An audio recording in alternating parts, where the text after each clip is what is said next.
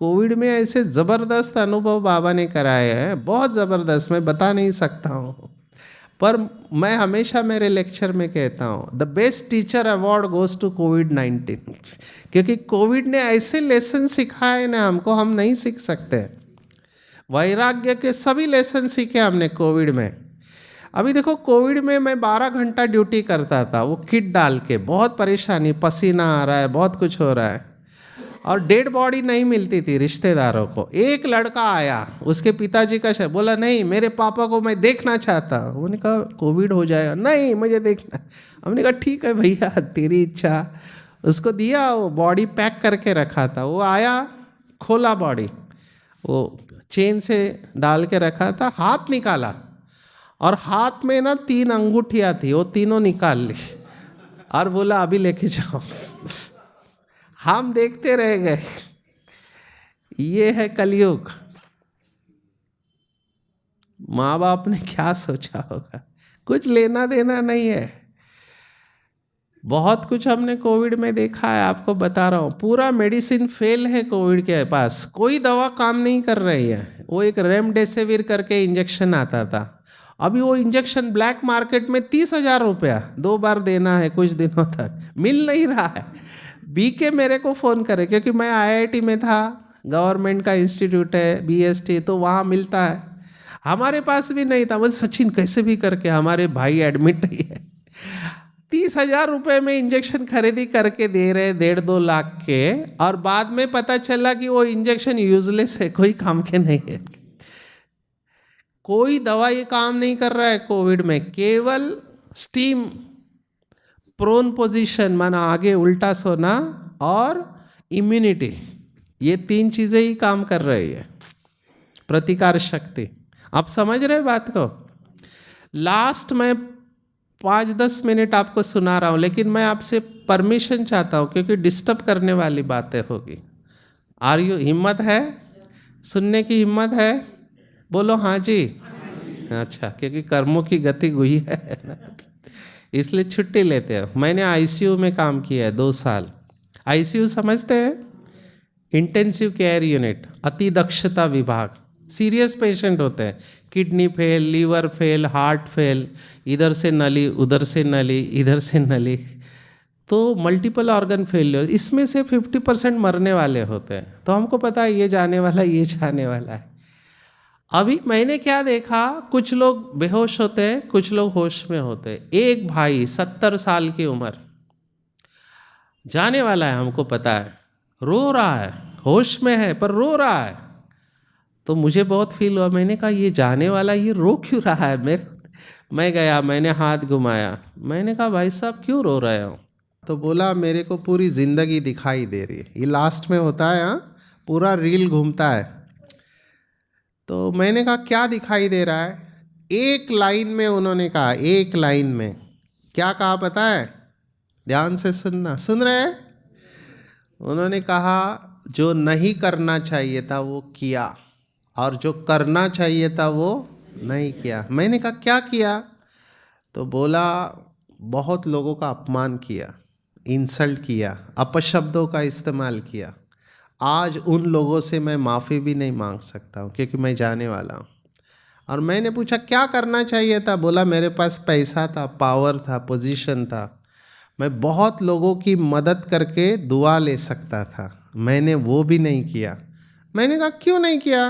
बोला अहंकार बहुत था, ईगो, और मज़ा आता था दूसरों को तकलीफ़ देने में। आज मरते समय मुझे वो सब याद आ रहा है कि मैंने अपना जीवन वेस्ट किया, इसलिए मैं रोते हुए जा रहा, और मैं ऐसे ही मरूंगा, रोते रोते ही मरूंगा। Realisation at the time of death. मेरा आप लोगों से एक ही प्रश्न है, आप कैसे मरना चाहते हो? हंसते हंसते या रोते रोते? हाँ, आई एम सॉरी। कर्म बहुत अच्छे चाहिए, लंबे समय के कर्म अच्छे होंगे ना, तभी हंसते हुए जा सकते हैं, नहीं तो मुश्किल है, क्योंकि वो सब याद आएगा। अभी क्या होने वाला है जो मैंने समझा है, लास्ट में जब भी शरीर छूटेगा, है ना, थोड़ा कल्पना करो कि आपका शरीर छूटा, हमारे में से किसी का भी, मैं भी हूँ उसमें, शरीर छूटा, ऊपर गए तो ऊपर एक व्यक्ति है जिसका नाम है चित्रगुप्त। सुना है नाम? हिंदू धर्म में चित्रगुप्त का वर्णन है, वो धर्मराज का राइट हैंड, वो आपका अकाउंट देखेगा, लेखा जोखा। तो जैसे हम ऊपर गए तो पूछा जाए कौन है, ये फरीदाबाद का भाई है, फरीदाबाद, अच्छा इसका फाइल खोलो, तो आपकी फाइल खोली जाएगी। अच्छा कौन है, ब्रह्मा कुमारी से है, अच्छा फाइल खोलो इसका, तो फाइल आ जाएगा सामने। अच्छा क्या ये सेंटर पर जाते थे? हाँ, गुरुवार को भोग खाने को जाते थे, उधर लिखा हुआ होगा नंबर 1। अच्छा दूसरा, कुछ सफल किया? नहीं, वैसे ही पड़ा है, घर पे नीचे छोड़ के आया ताला मार के, अभी उसके बच्चे। इसको करना था लेकिन बाद में करते मर गया। अच्छा तीसरा, सेवा किया? दीदी बोल बोल के थक गए, सेवा के लिए टाइम ही नहीं। तो ना कुछ सफल किया, ना सेवा किया, ना बाबा को याद किया अच्छी तरह से। उस समय क्या करोगे आप? उस समय ना बाबा के महावाक्य मैं सुना रहा हूँ, दुनिया वाले रोएंगे कि भगवान, जैसे ये सेंटर है ना, बाजू वाले रोएंगे, अरे हमारे बाजू में सेंटर था, बाजू में सेंटर था, फिर भी हम नहीं गए। वो तो रोएंगे, लेकिन बाबा के बच्चे जिनको सब कुछ पता था, अब नहीं तो कब नहीं, पूरे कल्प की कमाई है, सब पता होते हुए भी नहीं किया, वो रोएंगे नहीं। बाबा के शब्द बहुत खतरनाक है, बाबा ने कहा खून के आंसू रोएंगे। उस समय पश्चाताप कैसे होगा देखो, एक तो मेरा मैं फेल हो गया इस कल्प में, दूसरे मेरे पीछे से आके आगे चले गए, और तीसरा हर कल्प में मैं फेल होने वाला। ये जब आप उस समय महसूस करोगे ना, कोई बचा नहीं पाएगा। बहुत पश्चाताप, ये गुलजार दादी कहती थी हमारी, 2 लाइन लगेगी लास्ट में, पश्चाताप की और प्राप्ति की लाइन। और मैंने एग्जैक्टली ये देखा होते हो, मैं ऐसे ही नहीं कह रहा हूँ, हम प्रूफ वाले लोग हैं। क्या हुआ मैं बताता हूँ। वो जब नोटबंदी हुआ ना, प्राइम मिनिस्टर ने कहा आज शाम को, भाइयों आज से नोट बंद।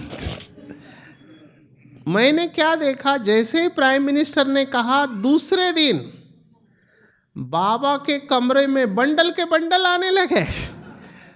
तो मैंने कहा ये बंडल अभी तक किधर थे? जैसे ही नोटबंदी हुआ आप देने लगे भगवान को, आपको लगता है भगवान लेगा? मधुबन से डायरेक्शन आया, ये लेना नहीं है। अभी हुआ क्या मैं बता रहा हूँ आगे। एक पॉलिटिशियन बाबा का बच्चा, बहुत मन, उनके पास सब कमरा पूरा नोटों के बंडल से भरा हुआ। मैंने कहा क्या किया है? बोला सेंटर बनाना था, लेकिन सोचा बाद में करूँगा, तब तक नोटबंदी आ गई। अभी मैं इसको बाहर फेंक भी नहीं सकता हूँ, काला धन है। तब मुझे बाबा के महावाक्य याद आए, किसकी दबी रहेगी धूल में, किसकी राजा खाए, सफल उसी की होगी जो एग्जैक्टली रिजल्ट आउट, कुछ नहीं होगा। और फिर वो भक्ति मार्ग की सब कहावतें आएगी कि जब भगवान भाग्य बांट रहा था, ये सब प्रैक्टिकल हो रहा है, अभी मैं देख रहा हूं। तो रियलाइजेशन,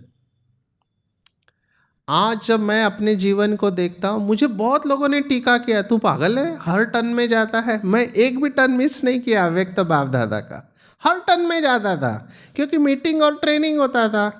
तो मुझे बोलते फालतू है, टीवी पे भी देख सकते हैं, उधर जाके क्या करोगे। आज मेरे जीवन के वो सर्वश्रेष्ठ अनुभव है अव्यक्त बाप दादा के साथ के,